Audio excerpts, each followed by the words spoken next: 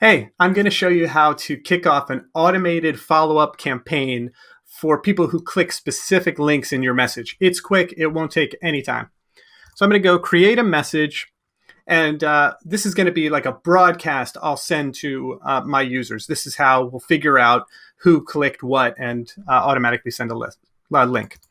So here's a link. It's this aweber.com, what to write. And let's say I want to send follow-up emails about writing tips to people who click on that link. So here's my email. I got to save that. And now when I go to send this, I'm going to set some tags up. So we'll say for anyone who clicks that link, I'm going to tag them as what to write. Boom. So they'll get that what to write tag.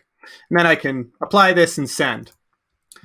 Now I want to go over to the campaigns tab and we'll create a campaign.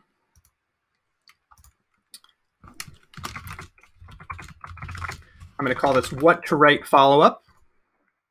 I'm going to set the tag what to write. So this campaign is going to start whenever somebody has that what to write tag applied.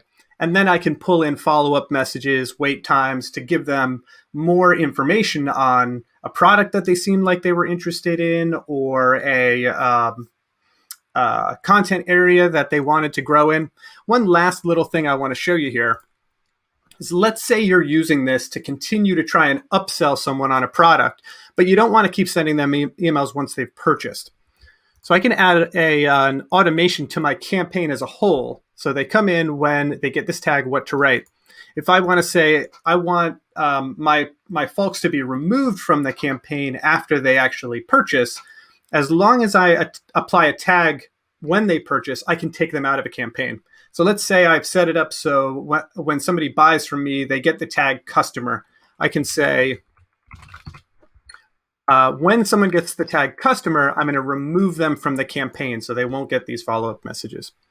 Hopefully this was helpful, and I hope you use this to build an even stronger connection with your audience. Good luck out there.